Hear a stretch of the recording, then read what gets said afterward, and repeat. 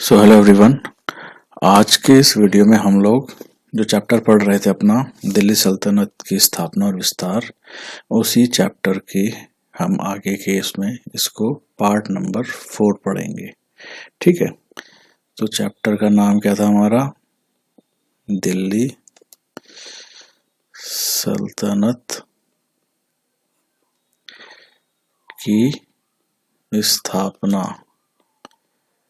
स्थापना एंड विस्तार। दिल्ली सल्तनत की स्थापना एंड विस्तार। तो इसी चैप्टर के क्रम में हम लोग ये पार्ट नंबर 4 रहेगा। इससे पहले हम लोग क्या क्या पढ़ चुके थे, आपको थोड़ा सा गौर फरमाना होगा इसमें कि हमने देखा था कि एक गौरी नाम से आक्रमण होता है तुर्क मुसलमान के द्वारा। इसका यहाँ पर एक दास छोड़ा जाता है। गौरी की मृत्यु के बाद ये दास जो था ये अपनी ही सल्तनत शुरू कर देता है, अपना शासन, जिसे गुलाम वंश कहा गया। गुलाम वंश का हमने देख लिया था कि जो अंतिम शासक रहा काफी छोटी उम्र का था, जिसको कैमूर कहा गया था। कैमूर, ठीक है। और ये कैमूर की हत्या सी के संरक्षक ने कर दी थी, जिसका नाम था जेके, मतलब जलालुद्दीन खिलजी। तो यहीं पर से हमने अब आगे कहानी पढ़नी है कि जलालुद्दीन खिलजी ने जो वंश शुरू करा था, इस वंश का नाम था खिलजी वंश। ठीक है, तो आज हम लोग खिलजी वंश को ही पढ़ेंगे और इसी वीडियो में इसको पूरा समाप्त करने की कोशिश करेंगे। ठीक है, चलिए पढ़ते हैं खिलजी वंश। खिलजी वंश, खिलजी वंश हम पढ़ रहे हैं और ध्यान रहे इसका समय काल कब से कब तक है? 1290 से 1320 तक। टोटल बातें याद रखना, दिल्ली सल्तनत चैप्टर पढ़ रहे हैं। इसके अंतर्गत टोटल 5 वंशों ने शासन करा, जिसमें एक था गुलाम वंश, फिर आएगा खिलजी वंश, फिर आएगा तुगलक वंश, फिर आएगा एक सैयद वंश और लास्ट में आ जाएगा एक लोधी वंश। तो हमने ये सब पढ़ना, देखो गुलाम हम पढ़ चुके हैं, आज हम इस खिलजी वंश को पढ़ रहे हैं, तो आप इस पर ध्यान रखें। ठीक है, और कंबाइंड रूप से इन पांचों को एक साथ कहा जाता है दिल्ली सल्तनत। अगर सारे पार्ट्स तमीज से पढ़ोगे ईमानदारी से तो सब कुछ समझ में अपना आ जाएगा। तो ठीक है, तो इसको तो फिलहाल यहाँ पर ये जो मैंने आपको ये रिमाइंड करने के लिए लिखवाया था, इसको तो छोड़ देते हैं। ठीक है,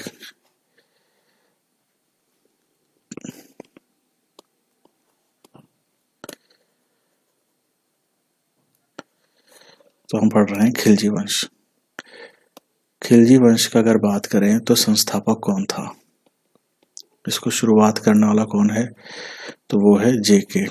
ठीक है, मैं जेके ही लिखूंगा क्योंकि बार बार आप समझ जाना, बहुत लंबा नाम है।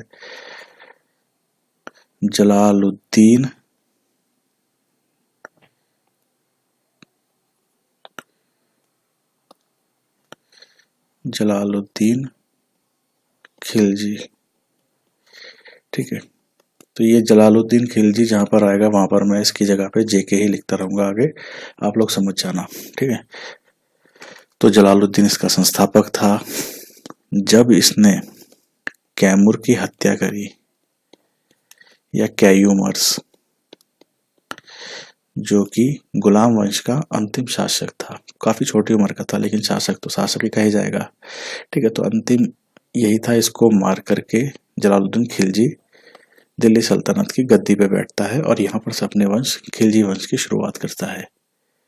जलालुद्दीन खिलजी जैसी दिल्ली सल्तनत में आ रहा है और खिलजी वंश की शुरुआत कर रहा है, तो खिलजी वंश के आने के साथ ही कुछ कुछ नई बातें हमें यहाँ पर देखने को मिलेगी दिल्ली सल्तनत के अंतर्गत। वो बातें क्या क्या हैं, एक बार उस पर ध्यान करते हैं।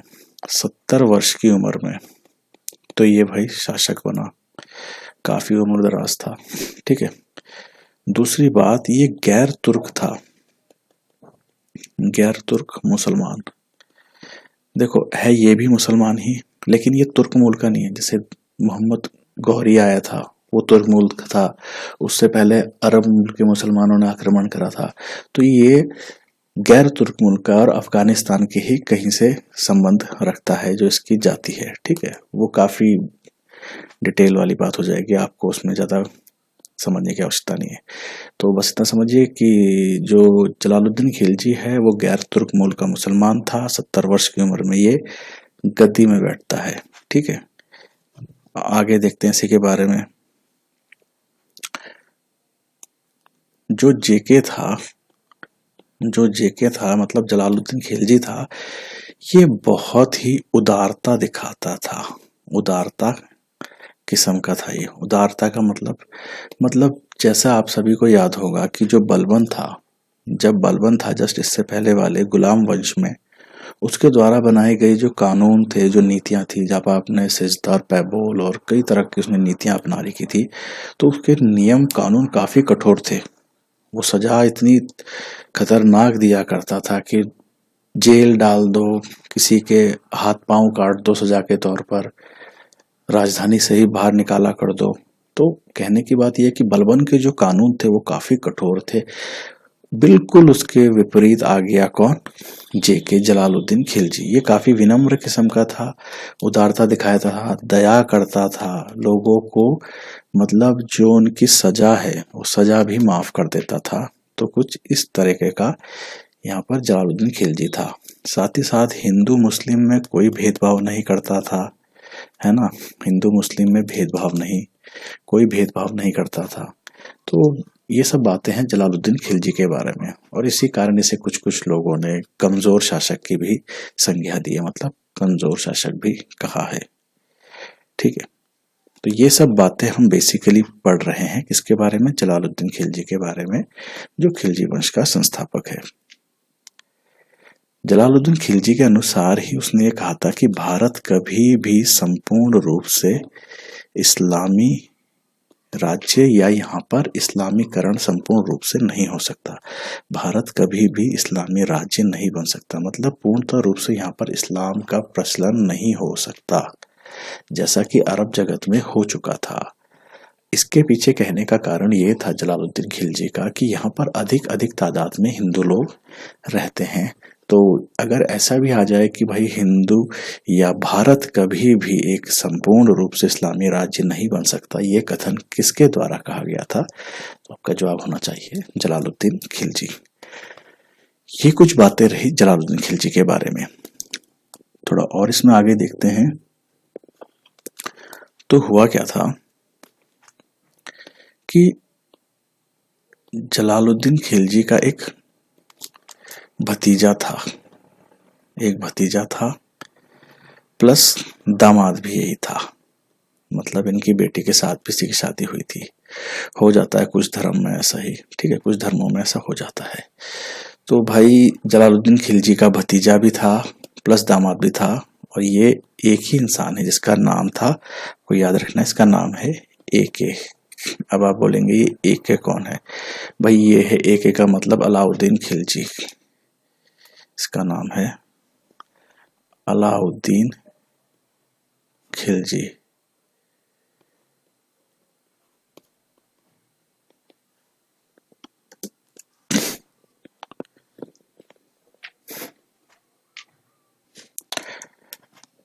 इसका नाम था अलाउद्दीन खिलजी। अलाउद्दीन खिलजी जलालुद्दीन खिलजी का भतीजा प्लस दामाद था। ठीक है, इतना बात याद रखना। अब होता क्या है, जो ये जलालुद्दीन खिलजी है, इसका एक क्षेत्र था कड़ा मानिकपुर नाम से एक जगह थी, कड़ा मानिकपुर। और ये जो कड़ा मानिकपुर था, आज की तारीख में अगर आप इसे देखें तो ये प्रयागराज है, मतलब इलाहाबाद। यहाँ का एक इक्तादार था, इक्तादार आपको बता रखा है, यहाँ दोबारा से नहीं समझाया जाएगा, ठीक है, बेवजह में वीडियो और लेंथी हो जाता है। तो इक्तादार था यहाँ का प्रयागराज का, उसके द्वारा कुछ विद्रोह जैसी स्थिति उत्पन्न हुई। और ये इक्तादार जो था, जो ये इस तरह की विद्रोह की स्थिति कर रहा था, ये कौन था? ये था बलबन का भतीजा प्रयागराज इलाहाबाद का एक इक्तादार जो था बलबन का भतीजा, उसके द्वारा कुछ विद्रोह जैसी स्थिति करी गई, उसको वहां पर से हटाया या मारा गया, उससे आपको लेना देना नहीं। उसको हटा करके जलालुद्दीन खिलजी ने अपने भतीजे और दामाद अलाउद्दीन खिलजी को यहाँ का इक्तादार बना दिया। अब मतलब अलाउद्दीन खिलजी है यहाँ का नया इक्तादार, नया इक्तादार। ठीक है, एक तरह से अब अलाउद्दीन खिलजी के अंतर्गत आ गया आपका कड़ा मानिकपुर या प्रयागराज। ठीक है, अलाउद्दीन खिलजी काफी महत्वपूर्ण शासक रहेगा खिलजी वंश में। ध्यान रहे, अलाउद्दीन खिलजी, ये नाम हमें बार बार देखने को मिलेगा, क्योंकि जो खिलजी वंश है, खिलजी वंश में कुल में अगर मैं आपसे बात कहूं तो यहाँ पर कुल मिलाकर के खिलजी वंश को ही लेकर के कि सबसे कम समय तक शासन इन्होंने ही करा था। किसने? खिलजी वंश ने। और इस खिलजी वंश में केवल और केवल एक ही हमें महत्वपूर्ण शासक देखने को मिलेगा, जिसका नाम है यही एके, मतलब अलाउद्दीन खिलजी। ठीक है, तो ये अलाउद्दीन खिलजी के बारे में ही आपको ध्यान से समझना है। तो अपनी कहानी पे दोबारा आते हैं। कड़ा मानिकपुर का एक इक्तादार था जिसके द्वारा विद्रोह करा गया, उसको हटा करके यहाँ पर नया इक्तादार आ जाता है जिसका नाम है अलाउद्दीन खिलजी। अब अलाउद्दीन खिलजी का आप एक और नाम यहाँ पर देख सकते हैं, अली गुरशब। तो अगर ये नाम भी लिखा रहे तो याद रखना ये दोनों नाम इसी के हैं, अलाउद्दीन खिलजी के। ठीक है, नया इक्तादार बन गया। अब अलाउद्दीन खिलजी ने क्या करा, अलाउद्दीन खिलजी ने दक्षिण पर एक बार आक्रमण करा। दक्षिण पर आक्रमण किसने? अलाउद्दीन खिलजी ने। ध्यान रहे, अलाउद्दीन खिलजी ने एक बार दक्षिण पर आक्रमण किया। दक्षिण पर आक्रमण मतलब कई बार बता रखा है आप लोगों को भी, ये भारत है, इधर से नीचे वाला एरिया ये जो है ये दक्षिण भारत है, इसके ऊपर जो है लाइन से ऊपर ये उत्तर भारत। ठीक है, तो दक्षिण पर आक्रमण करा। और दक्षिण पर कहां पर आक्रमण करा? इन्होंने आक्रमण करा आपका देवगिरी पर। आक्रमण क्या करा? देवगिरी को जीत भी लिया। देवगिरी पर आक्रमण करा एंड देवगिरी को जीत लिया, मतलब विन, जीत गए। ठीक है, अब जीतने के बाद क्या हो गया, यहां पर से खुम्स लाया गया। खुम्स का मतलब लूट का माल। उस समय पर यही चलता था, आक्रमण करो, जिस क्षेत्र पर आक्रमण कर रहे हो वहां से लूट करो, खूब धन दौलत। और इस्लाम धर्म का है तो आपको स्टार्टिंग से ही पता है, इस्लामीकरण करने का मतलब ये था कि एकेश्वरवाद की प्रथा चलाई जाए और बहुदेववाद की प्रथा को समाप्त किया जाए। अगर आपने स्टार्टिंग से चैप्टर पढ़ा है, सारे इसके वीडियोस देखे तो आपको समझ जाएंगे, है ना। तो मुख्य तौर पर यहाँ पर जितने भी ये दिल्ली सल्तनत के अंदर जितने भी शासक आ रहे हैं, ये सब मंदिरों को तोड़ रहे हैं। ठीक है, तो मुद्दा अलग हो जाएगा। तो देवगिरी पर आक्रमण करा, यहाँ पर काफी लूट करी और यहाँ से बहुत तादाद में सोना, चांदी और लूट का माल बरामद हुआ, बहुत अधिक मात्रा में। ठीक है, ये बात क्लियर है। यहाँ पर से ये लोग लूट का मार करके लेके गए। कौन? दक्षिण पर आक्रमण करा किसने? एके ने देवगिरी को जीता और इस देवगिरी से लूट का माल बहुत सारा लेकर के कौन गया? एके गया। तो इसकी जानकारी किसको मिली? जेके को, मतलब जलालुद्दीन खिलजी को। अब जलालुद्दीन खिलजी को ये जानकारी मिली तो जलालुद्दीन खिलजी अपना हिस्सा लेने के लिए, एक तरह से यही बताया जाता है कि जलालुद्दीन खिलजी अपना हिस्सा लेने के लिए किसके पास? एके के पास आया। एके के पास कहाँ आया? कड़ा मानिकपुर या प्रयागराज, यहीं का इक्तादार था ये। कौन? एके। तो भाई साहब जेके भैया इनके पास आ गए, एके के पास, किसके लिए? लूट के माल में हमें भी हिस्सा दो, लूट के माल में हिस्सेदारी के लिए। ठीक है, जेके आ गए लूट के माल के हिस्सेदारी के लिए। और इसी के तहत क्या हुआ, एक षड्यंत्र के तहत एक षड्यंत्र के तहत किसकी, जेके की हत्या कर दी गई। जेके की हत्या, जेके की हो गई हत्या किसके द्वारा, एके के द्वारा। मतलब अलाउद्दीन खिलजी ने जलालुद्दीन खिलजी को दिया मार। आई बात समझ में। लूट का माल का हिस्सा लेने के लिए आए थे भाई साहब, और अलाउद्दीन खिलजी ने एक षड्यंत्र के तहत उन्हीं को मार दिया।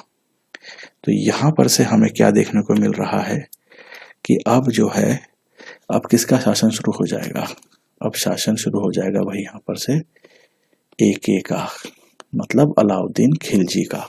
अब अलाउद्दीन खिलजी का शासन यहां पर शुरू हो जाएगा। लेकिन जैसे ही अलाउद्दीन खिलजी आएगा, और अलाउद्दीन खिलजी के आने से ही, मतलब इसका अगर हम शासन काल भी देखें तो 1296 से 1316, अलाउद्दीन खिलजी जैसे ही आएगा उसके आते ही उसके खिलाफ विद्रोह, क्योंकि गलत तरीके से भाई साहब सुल्तान बने हैं, अपने ही ससुर की हत्या कर दी, जलालुद्दीन खिलजी को मारकर ही तो आए हैं। तो इनके विरोध विद्रोह की स्थिति कई स्तर पर देखी गई। और अलाउद्दीन खिलजी को जब ये सब बातें मालूम पड़ी, अलाउद्दीन खिलजी को जब ये सब बातें पता चली कि उसके खिलाफ कई विद्रोह हो रहे हैं, और ये विद्रोह मुख्य तौर पर तुर्क, इसके द्वारा हो रहे हैं, तुर्कों के द्वारा, क्योंकि अलाउद्दीन खिलजी जैसे ही राजा बनता है वो धर्म को राजनीति से अलग कर देता है, राजनीति से अलग कर देता है। मतलब धर्म से संबंधित जो उलेमा वर्ग है, इस्लाम धर्म के जो साधु संत, जो बाबा लोग होते हैं, उनको उलेमा कहा जाता है।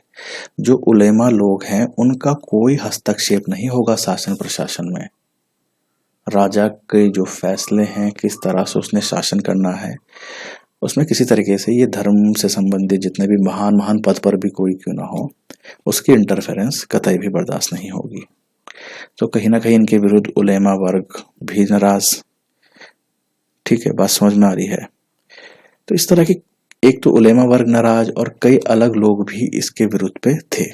ठीक है, इसमें तुर्क लोग भी थे, क्योंकि ये तो गैर तुर्क है एक तरह से, आप ये समझे। तो इन्होंने क्या करा, इन्होंने अपने द्वारा ही कुछ गैर तुर्कों को, जो तुर्क नहीं है, इनका एक संघ बनाया, इनकी एक टीम बनाई, एक तरह से समझो गैर तुर्कों का एक संघ बनाया, या एक डिपार्टमेंट टाइप का बनाया कुछ। और इन लोगों को बोला कि जो मेरे खिलाफ ये विद्रोह हो रहे हैं इतने बड़े स्तर पर, जरा इसका कारण पता करो कि कारण क्या है ये विद्रोह का। कुछ समय बाद जो ये संघ था, इन्होंने अलाउद्दीन खिलजी को अपनी रिपोर्ट सौंपी और बताया कि कारण क्या क्या थे। ठीक है, बात समझ में आ रही है। अलाउद्दीन खिलजी ने जलालुद्दीन खिलजी को मारा, गद्दी पर आ गए। गद्दी पर आने के समय के साथ ही उनके खिलाफ कई प्रकार के विरोध होते रहे, जहां एक तरफ उलेमा वर्ग उनसे नाराज, तो एक तरफ गैर तुर्क अमीर वर्ग भी नाराज। बातों का पता करने के लिए अलाउद्दीन खिलजी ने एक संघ बनाया और उसको यह काम सौंपा कि जाके पता करो कि कारण क्या है, ये विद्रोह मेरे खिलाफ क्यों हो रहे हैं। आई बात समझ में? ठीक है।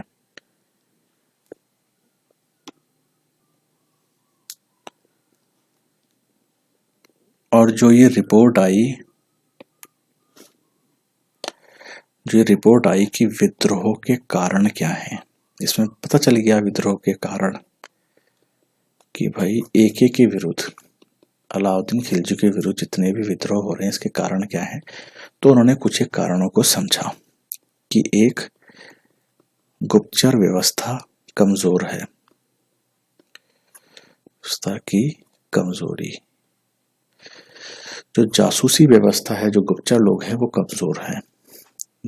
दूसरी बात उन्होंने क्या समझी कि शराब का यहाँ पर खुलेआम प्रयोग हो रहा है। ध्यान रहे ये सब बातें जब थी बलबन के टाइम पे प्रतिबंधित थी, लेकिन जलालुद्दीन खिलजी ने उदार था, बहुत दयावान था, उन्होंने सारे उसके नियम कानून बदल दिए थे। शराब का प्रयोग हो रहा था। ठीक है। तीसरे नंबर पर अमीर वर्ग। अमीर वर्ग मुख्य तौर पर इसका कारण माना गया। चौथे नंबर पर कुछ कुलीन वर्ग। कुलीन वर्गों के पास अधिक संपत्ति।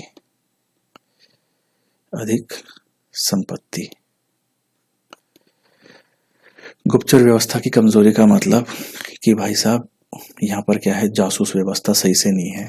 राजा को मालूम ही नहीं है उसके क्षेत्र में क्या क्या गतिविधियां चल रही हैं, क्या क्या षड्यंत्र उसके खिलाफ चल रहे हैं। तो इस तरह की जासूस व्यवस्था या गुप्तचर व्यवस्था की कमजोरी उनको समझ में आई। जो संघ उन्होंने इसको रिपोर्ट दी। शराब का खुलेआम प्रयोग हो रहा है। तो खुलेआम प्रयोग का मतलब क्या है, राजा के प्रति जो भय होता है वो भय ही खत्म। और एक शासन में एक राजा का भय ही उसका सबसे बड़ा हथियार होता है। जिस दिन लोगों के अंदर से उसका भय खत्म हो गया तो फिर राजपद या सुल्तान जो है वो किसी काम का नहीं। तो एक उन्होंने शराब का भी समझा।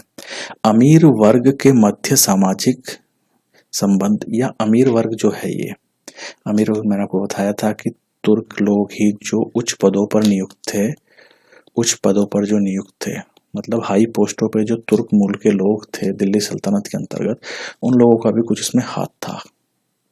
अलाउद्दीन खिलजी के विरोध विद्रोह की जो स्थिति पैदा हो रही थी उसमें अमीर वर्ग का भी हाथ था।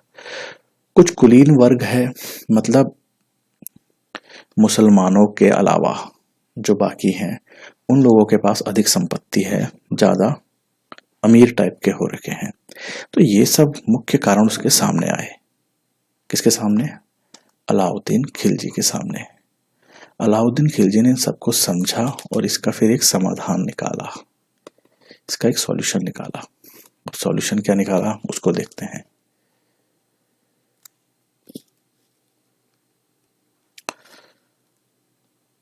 तो समाधान किसके द्वारा? एके के द्वारा।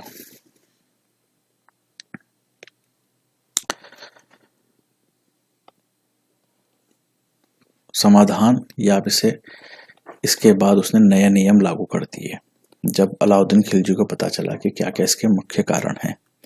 पहला उसने नया कानून बनाया कि उपहार में मिली जमीन, उपहार या दान में मिली जमीन पर आप टैक्स दोगे, और कुछ एक जमीनों को उसने जब्त भी करा।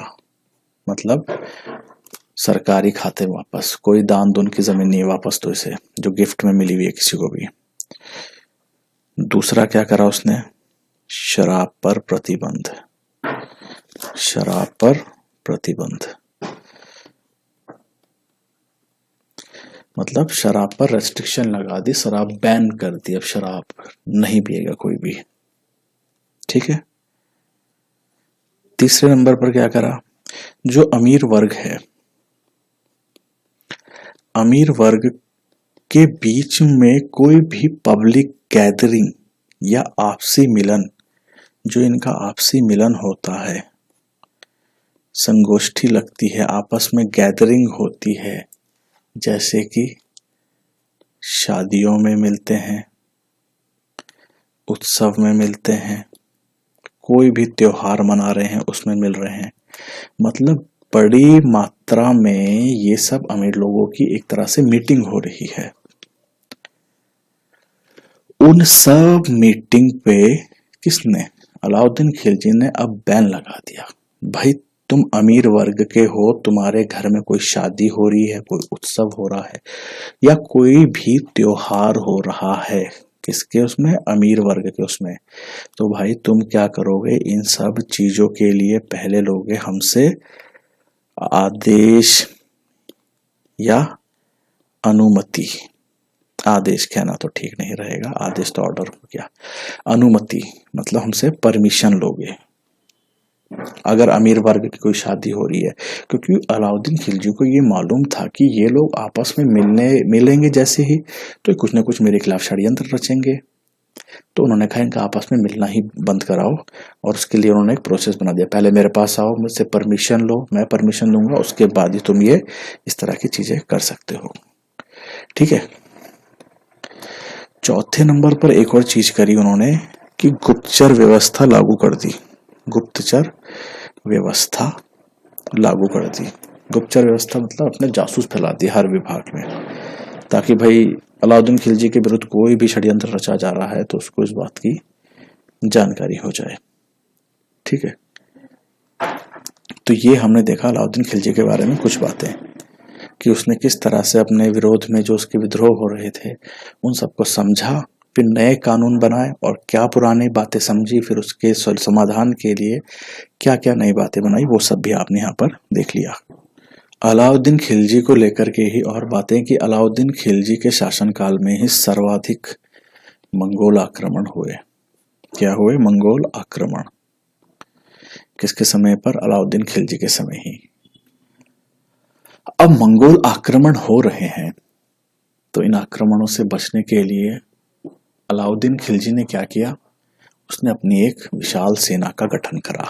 मतलब विशाल सेना, एक बहुत बड़ी आर्मी बनाई, अपनी विशाल सेना का गठन किया।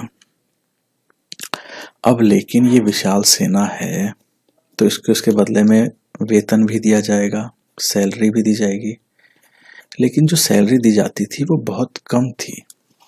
इस सैलरी में गुजर बसर सिपाहियों का नहीं हो सकता था या सेना का नहीं हो सकता था। इस बात की जानकारी अलाउद्दीन खिलजी को भी थी कि जो मैं वेतन दे रहा हूं वो बहुत कम है इनके गुजर बसर के लिए। इसीलिए अलाउद्दीन खिलजी ने क्या करा कि वेतन तो मैं बढ़ा नहीं सकता, लेकिन क्या करूं ऐसा कि इन लोगों का गुजर बसर चल जाए। तो उन्होंने क्या कहा, मार्केट रेगुलेट करता हूं, जो इनकी डेली नीड्स की चीजें हैं उन सबके में प्राइस में थोड़ा सा छेड़खानी करता हूं। और यही करा अलाउद्दीन खिलजी ने। उन्होंने क्या करा, उन्होंने कुछ नीतियां लागू करी जिसको कहा जाता है बाजार, ध्यान रखें, ठीक है, बाजार नियंत्रण नीति या बाजार सुधार नीति। बाजार सुधार नीति किसने करी? अलाउद्दीन खिलजी के द्वारा। याद रखना ये एके ने करा है। ठीक है, बाजार सुधार नीतियां करी। बता दिया आपको बाजार सुधार नीतियां क्यों करी। ठीक है, अब इसके अंतर्गत उन्होंने क्या करा है, उन्होंने मूल्यों का निर्धारण कर दिया। मूल्यों को निर्धारित करा गया। मतलब मैं बताता हूं, निर्धारित किया मतलब प्राइस फिक्स्ड कर दिए, प्राइस सेट करे। मतलब कोई भी चीज है जो बाजार में बिक रही है उसके प्राइस अब अलाउद्दीन खिलजी सेट करेगा। अलाउद्दीन खिलजी ने ही मार्केट में प्रत्येक चीज की कीमतों को निर्धारित कर दिया, प्रत्येक चीजों के प्राइस सेट कर दिए। इसको कैसे समझोगे? आज आप कंट्रोल रेट का मतलब समझते हो, या जिसको कहा जाता है राशन, या इसी को आप लोगों ने पढ़ा होगा सरकारी सस्ते गल्ले की दुकान। सस्ते गल्ले की दुकान मतलब जो कंट्रोल बोलते हैं हम लोग कि भाई राशन ले आओ, सरकार वहां पर बहुत सस्ते सस्ते दामों में चीजों को देती है। एक कंट्रोल रेट्स को कंट्रोल करा रहता है गवर्नमेंट ने कि इतने रुपए में चावल, इतने रुपए में दाल मिलेगी आपको, फलाना ढमाना, इस तरह की बातें वहां पर करी रहती हैं। तो कुछ इसी तरीके से बाजार सुधार नीति में अलाउद्दीन खिलजी ने बाजार में जो भी प्रोडक्ट है उनके प्राइस सेट कर दिए थे, और ये प्राइस इस तरीके से सेट करे गए थे कि जो वेतन मिल रहा है सैनिकों को उसमें उनका भरण पोषण सही तरीके से हो जाए। और इसी को कहा गया बाजार सुधार की नीति। बाजार सुधार की नीति भी करी गई और जो इसने प्राइस सेट कर दिए एक बार, जो अलाउद्दीन खिलजी ने जो प्राइस सेट कर दिए वो वैसे ही स्टेबल रहे, मतलब निरंतर रहे, इसमें कोई बदलाव नहीं हुआ टिल टेन्योर ऑफ, मतलब अलाउद्दीन खिलजी के समय काल में पूरा वही प्राइस चलता रहा। अगर अलाउद्दीन खिलजी ने चावल 1 रुपया किलो बोल दिया है तो भाई वो 1 रुपया किलो ही चलेगा। ऐसा इसलिए कि अलाउद्दीन खिलजी ने जो अपना नियम कानून बनाए थे वो काफी कठोर थे। बाजार सुधार नीति में उन्होंने प्राइस सेट कर दिए हैं मार्केट में, कोई जरा सी छेड़खानी या गड़बड़ी करेगा तो उसके खिलाफ बहुत कठोर नियम है, जेल भी भेज देंगे, देश निकाला भी कर देंगे, सॉरी राजधानी निकाला कर देंगे, शरीर का कोई भी पार्ट काट देंगे, समझ रहे हो। तो इस तरह के कठोर नियम थे और इसी के चलते कोई भी इस तरह की भ्रष्टाचारी गतिविधि में लिप्त नहीं हुआ करता था। तो यही बातें थी अलाउद्दीन खिलजी की जो बाजार सुधार नीति के अंतर्गत मैंने आपको मोटे मोटे तौर पर बताई। विस्तार में बात करें बाजार सुधार नीति के अंतर्गत क्या क्या बातें आती थी तो एक बार उसको देखते हैं। तो बाजार सुधार नीति BSN समझ जाना, इसके अंतर्गत मुख्य तौर पर 3 बाजार आया करते थे। एक बाजार का नाम था गल्ला मंडी, दूसरे बाजार का नाम था सराय ए अदल मंडी, तीसरे नंबर पे आती थी आपकी घोड़ों अश्व एवं दास का बाजार। ठीक है, तो ये 3 तरह की मंडियां लगाई गई थी, किसके द्वारा? अलाउद्दीन खिलजी के द्वारा। किसके अंतर्गत? बाजार सुधार नीति के अंतर्गत। गल्ला मंडी, सराय अदल मंडी, घोड़े अश्व एवं दास का बाजार, तीनों बाजार में मूल्य निर्धारित कर दिए गए थे। जैसे गल्ला मंडी में आपको खाने पीने की चीजें मिलेंगी, सब्जी वगैरह जो भी कंजप्शन की चीजें हैं आपकी। सराय ए अदल मंडी में मैन्युफैक्चरिंग से संबंधित, जैसे कपड़ा बनता है, जो भी चीजें बन रही हैं इस तरह की, जो भी मैन्युफैक्चरिंग होती है फैक्ट्रीज में मशीन के थ्रू, आज हम देखते हैं इस तरह की चीजें, तो सराय अदल मंडी थी। घोड़ों का बाजार, अश्व घोड़े और दास का बाजार, तो इस तरह के 3 मार्केट बने। यहाँ पर प्राइस इन्होंने अपने सेट कर दिए। ठीक है, आपको मैं इतना बता रहा हूँ, यही आपके लिए बहुत है। ठीक है, बाकी गल्ला मंडी को भी विस्तार से बताऊंगा तो ये भी बहुत अंदर है और आपके सिलेबस में है ही नहीं। ठीक है, तो गल्ला मंडी, सराय अदल मंडी और घोड़े अश्व एवं दास का बाजार इस तरह से थे। अब ये पूरा जो बाजार है, इस बाजार का एक अधिकारी होता था, इस पूरे बाजार का एक अधिकारी होता था, वो पूरे बाजार को देखेगा, मुख्य अधिकारी सबसे टॉप पे। अब उस अधिकारी को क्या कहा जाता था? जैसे आज हम कहते हैं कि भाई यहाँ का इंस्पेक्टर है, ये इस वाले जोन का, इस वाले क्षेत्र का सर्कल ऑफिसर है, इस वाले डिस्ट्रिक्ट का SSP है ना, इस तरह से पद हैं सारे, एक्साइज कस्टम ऑफिसर है इस वाले क्षेत्र का। तो इस तरह से जो उस समय का अधिकारी होता था, बाजार सुधार नीति के अंतर्गत पूरी इस मंडी का, उसको क्या कहा जाता था? उसको कहा जाता था शहना ए मंडी, शहना ए मंडी, शहना ए मंडी इसको कहा जाता था। और इसके अंतर्गत कई छोटे छोटे अधिकारी हुआ करते थे, कई स्मॉल अधिकारी हुआ करते थे। और ये जो छोटे छोटे अधिकारी हैं, इनको क्या कहा जाता था?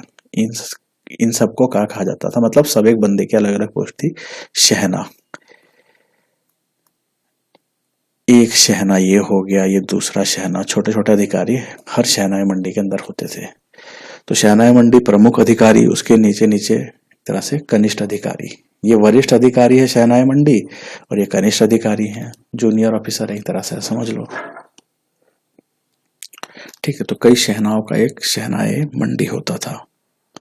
ठीक है, और वो मैंने आपको बता दिया कि जो मंडी व्यवस्था है उसमें नियम कानून बहुत कठोर थे, कोई गलती करेगा तो उसको सजा मिलेगी, और सजा का या दंड का प्रावधान भी बहुत वो था। मतलब कोई भ्रष्टाचार करेगा, भाई एक ने प्राइस सेट कर दिए हैं, कोई छेड़खानी कर रहा है, महंगे दामों पे दे रहा है, भ्रष्टाचार कर रहा है, उसको सजा दी जाएगी, जेल भेज देंगे, शरीर का कोई भाग काट देंगे। इस तरह की कठोर दंड की नीति थी, बस इतना याद रखो, ठीक है। तो कोई ऐसा नहीं करता था। जैसा मैंने आपको पहले ही बताया कि जब इतने कठोर नीति थी तो ऐसा देखा भी गया है कि अलाउद्दीन खिलजी के पूरे समय काल में कोई छेड़खानी नहीं हुई है प्राइजेस में, जो प्राइस थे वही रहे, ठीक है। अब हम पढ़ेंगे अलाउद्दीन खिलजी की, ये तो बाजार सुधार नीतियां पढ़ी। अब अलाउद्दीन खिलजी ने अपना साम्राज्य विस्तार किस प्रकार से करा, उन्होंने साम्राज्य विस्तार किस प्रकार से करा। साम्राज्य विस्तार मैंने आपको बता ही रखा है, पता होगा आपको किसे कहते हैं। अपना जो क्षेत्र है, जिस क्षेत्र में वो राजा है, उस क्षेत्र के अलावा भी उसको बाकी क्षेत्रों को भी जब जीत के अपने क्षेत्र में मिला लेता है तो वही साम्राज्य विस्तार का काम करती हैं चीजें। मतलब यहाँ पर एक किंग है, ये इधर गया, इसने ये वाला एरिया भी जीत लिया, ये किंग इधर भी आया, ये भी जीत लिया, इधर वाला क्षेत्र भी जीत लिया। तो ये सब क्या है, ये साम्राज्यवाद है, साम्राज्य विस्तार है, ठीक है। साम्राज्य विस्तार है, ये साम्राज्य का विस्तार कर रहे हैं। तो अलाउद्दीन खिलजी भी साम्राज्य विस्तार करे हैं, अपने साम्राज्य को बढ़ाए हैं। मतलब दिल्ली सल्तनत का भी डायरेक्टली एक तरह से एक्सटेंड हो रही है। तो उसी में अब हम लोग पढ़ेंगे कि क्या क्या अलाउद्दीन खिलजी की उपलब्धि रही, किस प्रकार से उन्होंने किन किन क्षेत्रों को जीता और दिल्ली सल्तनत का हिस्सा बनाया। तो एके के द्वारा जो दिल्ली सल्तनत या उन्होंने साम्राज्य विस्तार करा, इसको हम दो भागों में पढ़ लेते हैं, दो पार्ट्स में पढ़ते हैं। एक में हम देखेंगे उनका उत्तर भारत, और दूसरे में हम देखेंगे उनका दक्षिण भारत। एक में उत्तर भारत में उन्होंने क्या किन किन क्षेत्रों को जीता, दूसरा दक्षिण भारत में। अब फिर से बताता हूं आप लोगों को उत्तर भारत क्या है। कई प्रकार के बच्चे होते हैं, उन्हें समझ ही नहीं आता है। तो ये कुछ भारत का नक्शा है, ये वाला एरिया हो गया उत्तर भारत, ये हो गया दक्षिण भारत। तो एके ने पहले इसको जीता, फिर इसको जीता। मतलब हम लोग जिस हिसाब से पढ़ेंगे तो हम पहले देखेंगे कि उत्तर भारत में कौन कौन से क्षेत्रों को जीता, फिर उसके बाद दक्षिण भारत में किन किन क्षेत्रों को जीता, ठीक है। तो वही लिखा हुआ है, पहले उत्तर भारत फिर दक्षिण भारत, ठीक है। तो पहले चलो मैं आपको उत्तर भारत के बारे में बताता हूँ कि उत्तर भारत में किन किन को जीता। समझ लेना, हिंदी का है आप लोगों का तो मीडियम, तो आप लोग तो हिंदी में अपनी भाषा में लिख सकते हैं इसको। उत्तर भारत में उन्होंने किसको जीता, सबसे पहले इन्होंने जीता गुजरात को। किसको जीता भाई, गुजरात को। कब जीता, 1299 में, 1299 में इन्होंने गुजरात को जीता। अब इन्होंने जीता का मतलब ये है कि अलाउद्दीन खिलजी खुद नहीं आ रहा है, यहाँ पर उन्होंने अपने सेनापति भेजे, और इसमें मुख्य सेनापति कौन थे, दो। एक का नाम है उलूग खां और दूसरे का नाम क्या है,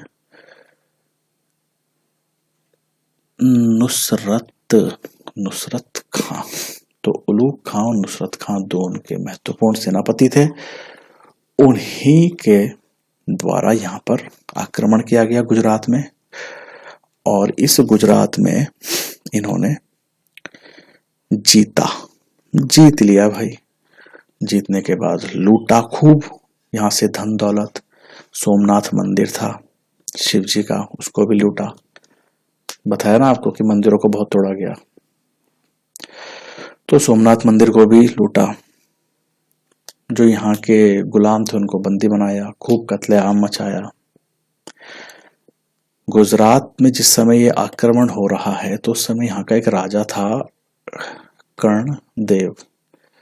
ये यहाँ से 9-2-11 मतलब फरार भाग गया, डर से भाग गया होगा भाई साहब के, ठीक है। तो ये प्रथम आक्रमण जो अलाउद्दीन खिलजी के नेतृत्व में हुआ वो गुजरात का हुआ 1299 में, दो सेनापति के अंतर्गत, इसमें उलूग खां और नुसरत खां के तहत ये अभियान चलाया गया और इसमें उन्होंने गुजरात को जीता। अभी गुजरात में उन्होंने सोमनाथ मंदिर को जीता और कई प्रकार की लूट भी मचाई, ठीक है।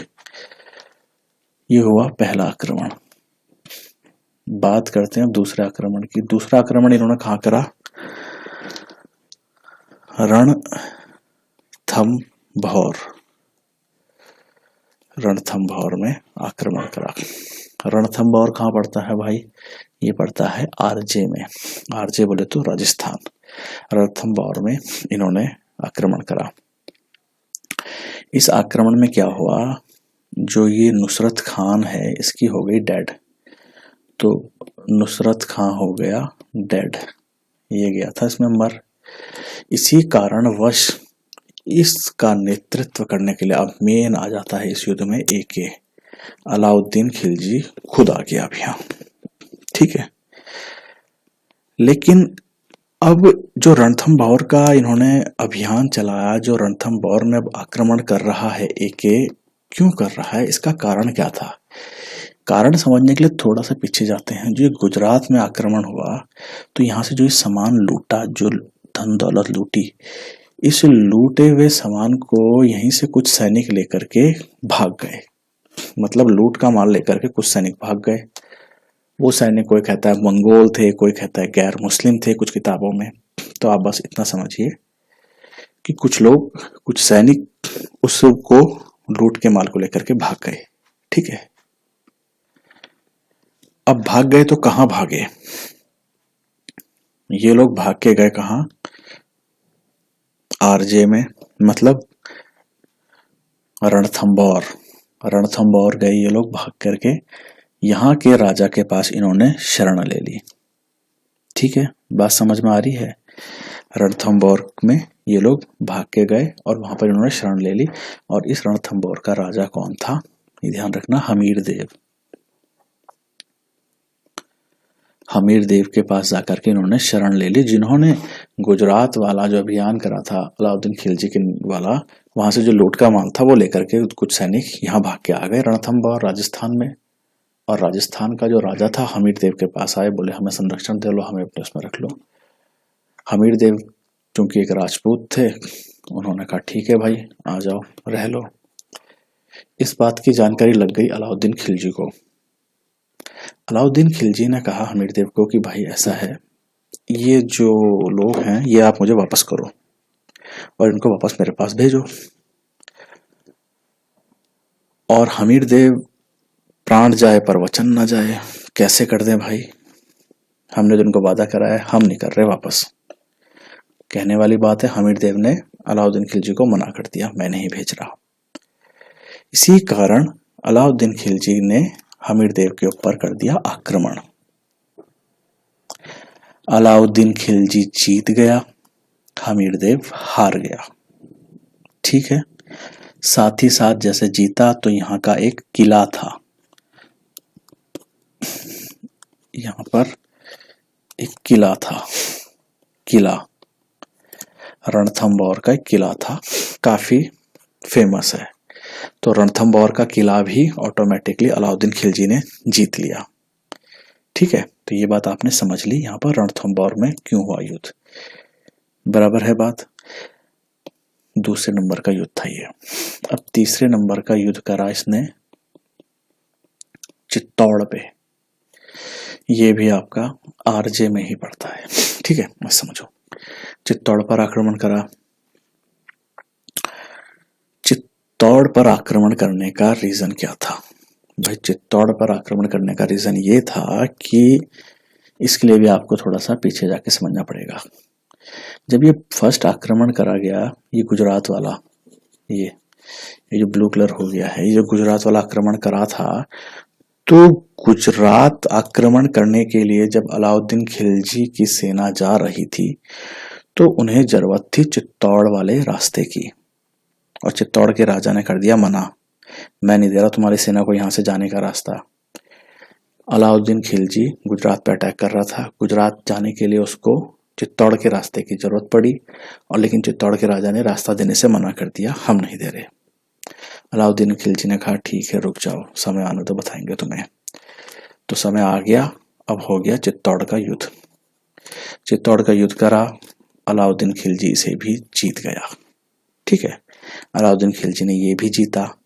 और जीतने के बाद अलाउद्दीन खिलजी ने जो चित्तौड़ का नाम है इसको दिया बदल, इसको नाम बदल करके अपने बेटे के नाम पर, इनके बेटे का नाम था खिज्र खां, खिज्र खां, खिज्र खां नाम था किसका बेटे का नाम, अलाउद्दीन खिलजी के बेटे का नाम। तो उन्होंने चित्तौड़ का नाम बदल करके क्या रख दिया, खिजराबाद, खिजराबाद, ठीक है, रख दिया खिजराबाद।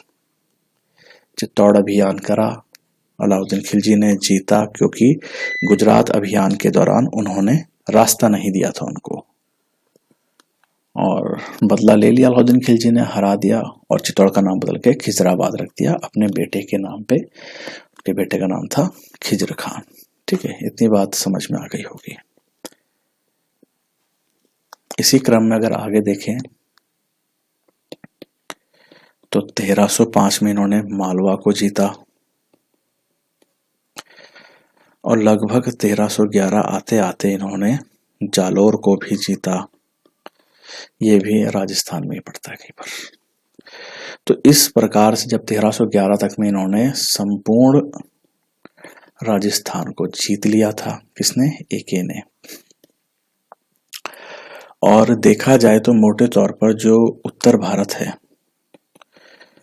उत्तर भारत पूरा जीत लिया था किसने, अलाउद्दीन खिलजी ने। ध्यान रहे, उत्तर भारत की बात हो रही है अभी।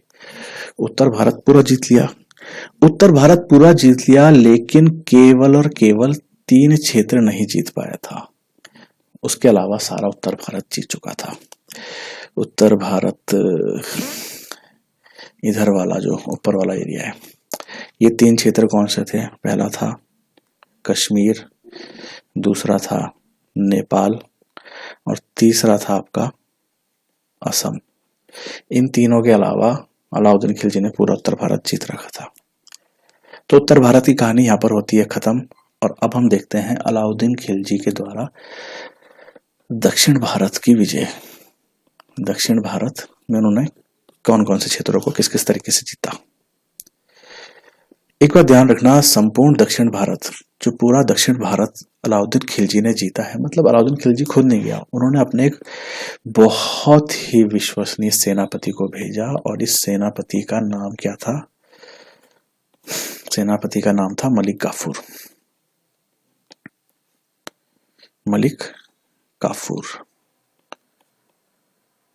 मलिक काफूर ने ही पूरा दक्षिण का एक तरह से वो करा है। और अलाउद्दीन खिलजी एक पहला ऐसा दिल्ली सल्तनत का सुल्तान रहा है जिसने दक्षिण भारत का अभियान कराया है और दक्षिण भारत तक अपनी सीमा बढ़ाने की कोशिश करी है। दिल्ली सल्तनत दक्षिण की ओर क्यों बढ़ रही है, क्योंकि धन की प्राप्ति करनी है और दिल्ली सल्तनत का जो साम्राज्य विस्तार है उसकी सीमा जो है उसे दक्षिण तक भी पहुंचाना है। तो कुल मिलाकर कहा जाए तो दक्षिण भारत की ओर अभियान करने के मुख्य तौर पर कारण क्या है, एक तो है धन की प्राप्ति प्लस साम्राज्य विस्तार, ठीक है। साथ ही साथ जो दक्षिण पर इन्होंने अभियान करा है, मतलब दक्षिण पर जितने भी अटैक कर रहा है या करवा रहा है अलाउद्दीन खिलजी, वहां उसने एक अप्रत्यक्ष नीति का पालन करवाया है। अप्रत्यक्ष नीति, ये अप्रत्यक्ष नीति क्या है, अगर दिल्ली सल्तनत या अलाउद्दीन खिलजी ने जो मलिक काफूर को भेजा है दक्षिण की तरफ आक्रमण के लिए, वहां पर जो भी एरिया वो जीतेगा, मलिक काफूर जिस भी क्षेत्र पर आक्रमण करेगा और विजय हासिल कर लेगा, वहां पर अप्रत्यक्ष राज्य की या उसकी नीति अपनाई जाएगी, अप्रत्यक्ष नीति अपनाई जाएगी। अप्रत्यक्ष नीति में ऐसा है कि वहां का राजा नहीं चेंज करा जाएगा। जिस क्षेत्र में फॉर एग्जांपल इस वाले क्षेत्र को जीत लिया अलाउद्दीन खिलजी ने या मलिक काफूर ने, अब जो यहाँ का किंग है इसको हटाएंगे नहीं, इसको अपने अधीन कर लेंगे। भाई तू एक काम करो, तुम समय समय पे हमें टैक्स दो, धन दौलत दो, हमारे सारे आदेशों का पालन करो और अपने हिसाब से अपने क्षेत्र में जियो, तुम यहीं के राजा रहोगे। लेकिन राजा से ऊपर एक सुल्तान है, वो दिल्ली में बैठा है, इस बात को मत भूल जाना कभी। किंग क्या करेगा, हार चुका है, बनी बनाई जो एक सल्तनत है वो तो उसी के पास रह रही है कम से कम, ठीक है हाँ कर दिया। तो यही कहा जाता है अप्रत्यक्ष नीति, डायरेक्ट ना रह करके वहीं के राजा को वहीं की सत्ता उसको वापस सौंप के उसको अपने अधीन कर लेना, ठीक है। तो ये कुछ बातें हैं दक्षिण भारत को लेकर, जो मेन बातें हैं कि दक्षिण भारत पे जितने भी अटैक हुए, अलाउद्दीन खिलजी खुद नहीं जा रहा है, अपने सेनापति को भेजा है जिसका नाम है मलिक काफूर, मतलब मलिक काफूर के नेतृत्व में ये सारा अभियान चलाया जाएगा। दक्षिण भारत पर आक्रमण करने का उद्देश्य क्या है, उद्देश्य है धन की प्राप्ति प्लस साम्राज्य विस्तार, और दक्षिण भारत पर जितनी भी विजय हासिल की गई उन सभी जगहों पर अप्रत्यक्ष नीति का पालन किया गया। अप्रत्यक्ष नीति मैंने आपको समझा दिया, ठीक है। तो अब हम देखते हैं कि किन किन क्षेत्रों पर दक्षिण में अलाउद्दीन खिलजी ने विजय प्राप्त करी, वो देखते हैं। तो फर्स्ट 1308 में जीता देवगिरी अलाउद्दीन खिलजी ने, मतलब मलिक काफूर कर रहा है लेकिन टाइटल हमेशा उसी का रहेगा। फिर 1309 में नहीं वो तो 1308 में था, हाँ 1309 में करा था, एक सेकंड, 1309 में जीता था वारंगल वाला क्षेत्र, 1309 में वारंगल, ये मानिए गवाह, वारंगल वाला क्षेत्र जीता था, ठीक है। वारंगल अगर हम देखें तो आज का जो तेलंगाना है, ठीक है, वारंगल वाला क्षेत्र जीता। इसके बाद समुद्र और मालाबार, समुद्र एंड मालाबार, जब ज्योग्राफी पढ़ोगे उस वाले उसमें वीडियो में मैंने समझा रखा है समुद्र और मालाबार क्या होता है, ठीक है। तो समुद्र और मालाबार में वाला क्षेत्र जीता है, ये पड़ता है कर्नाटक में, इसको जीता। चौथा मदुरै वाला क्षेत्र जीता। अब मदुरै वाला क्षेत्र अगर आपने संगम काल वाला पढ़ा होगा तो यहाँ पर एक पांड्य शासक, एक पांड्य काल आया था, इसको भी जीता इन्होंने। यहाँ पर पांड्य लोग शासन करा करते थे, लेकिन यहाँ पर तो मलिक काफूर ने अटैक करा ऊपर वाले तीनों में, मतलब 1308 में, 1309 में, और ये जो समुद्र मालाबार कर्नाटक वाली विजय है ये तो मलिक काफूर ने जीती है डायरेक्ट। लेकिन यहाँ जो है ये डायरेक्ट नहीं लड़ाई लड़ी गई है, यहाँ कुछ अलग कहानी थी। यहाँ किस प्रकार से जीता मलिक काफूर ने, देखो पहले से ही मदुरै में दो भाई थे पांड्य शासक, इन दोनों के बीच में चल रही थी वॉर आपस में ही कि भाई राजा मैं बनूंगा, राजा मैं बनूंगा, राजा मैं बनूंगा। दो भाइयों के नाम क्या हैं, एक का नाम है वीर, दूसरे का नाम है सुंदर।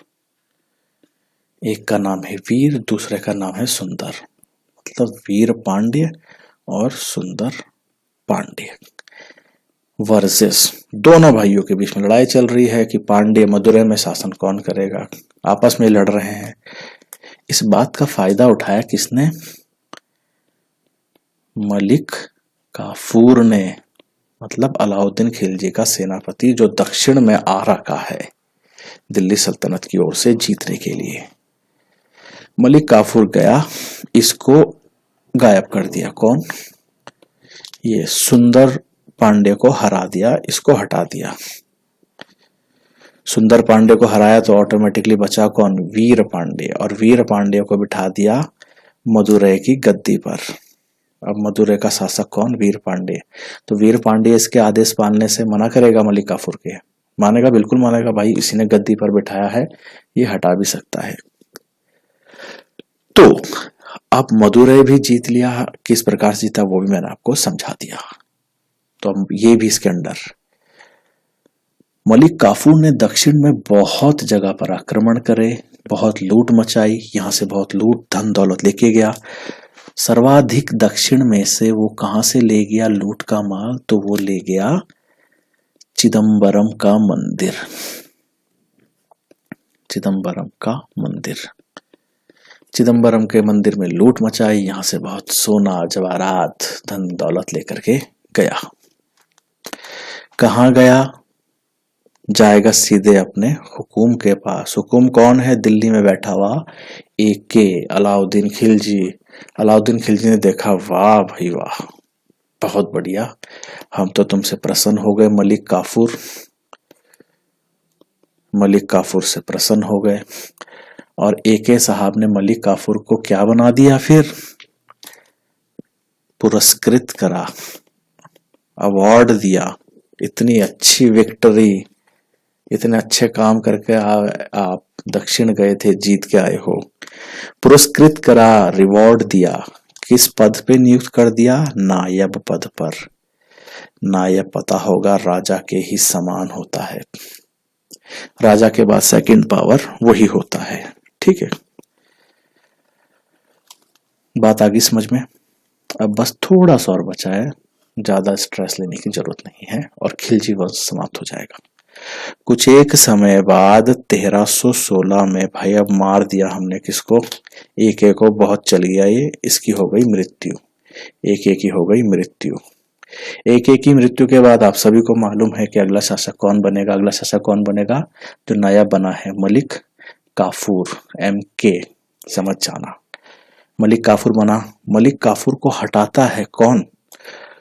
कुतुबुद्दीन मुबारक शाह खिलजी। कुतुबुद्दीन मुबारक शाह खिलजी। ठीक है, कुतुबुद्दीन मुबारक शाह खिलजी। अलाउद्दीन खिलजी की मृत्यु के बाद ये जो नायब बनाया था मलिक काफूर, इसको बना दिया अगला राजा, मतलब ये बन गया गद्दी पर अगला सुल्तान। याद रखना, सुल्तान में राजा बोलता हूँ उसका मतलब खाली समझाने के लिए है, लेकिन दिल्ली सल्तनत में सबको सुल्तान बोलेंगे। इसके बाद एक के बाद अगला सुल्तान मलिक काफूर। मलिक काफूर को हटा करके कुतुबुद्दीन मुबारक शाह खिलजी बन जाता है अगला सुल्तान। लेकिन कुतुबुद्दीन मुबारक शाह की हत्या कर दी जाती है। हत्या कौन कर देता है इसकी?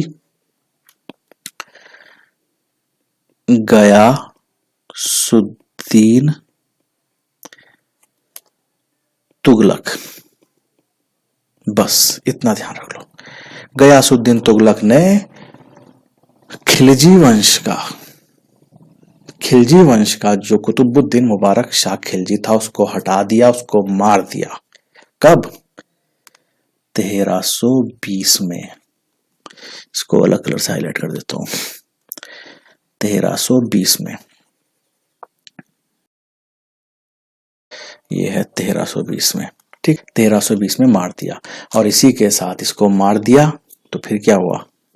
आप सब समझदार हैं। गयासुद्दीन तुगलक ने मार दिया तो अब क्या शुरू हो जाएगा भाई? लगाओ दिमाग, अब हो जाएगा तुगलक वंश शुरू। इसी के साथ क्या होगा? तुगलक वंश शुरू। तो 1320 से तुगलक वंश शुरू, क्योंकि 1320 में ही गयासुद्दीन तुगलक ने कुतुबुद्दीन मुबारक शाह खिलजी को मार दिया। कहाँ गया ये रहा आपका कुतुबुद्दीन मुबारक शाह खिलजी। तो अगर आप ध्यान दें तो 1316 में तो अलाउद्दीन खिलजी मारा और महज 1320 में तुगलक वंश शुरू हो जा रहा है। तो सिर्फ 4 साल चल पाया वंश अलाउद्दीन खिलजी के बाद। तो ये सब बातें रही किसको लेकर के? खिलजी वंश को लेकर के। आप समझ में कितना छोटा वंश है। गुलाम वंश कितना बड़ा टॉपिक था, कितने सारे उसमें कहानियां थी, लेकिन खिलजी में आपने देखा सिर्फ एक अलाउद्दीन खिलजी ही महत्वपूर्ण था। तो कल से हम लोग इसमें अब तुगलक वंश को पढ़ेंगे। जरा फटाफट एक बार नजर लगाओ कि हमें पढ़ना क्या है। हम लोग पढ़ रहे हैं दिल्ली सल्तनत। दिल्ली सल्तनत में टोटल 5 शासक हैं। 5 में से एक कौन सा था? एक था गुलाम वंश। उसके बाद कौन सा था? खिलजी वंश। खिलजी वंश को हमने आज पढ़ लिया है। अब इसके बाद कौन सा है?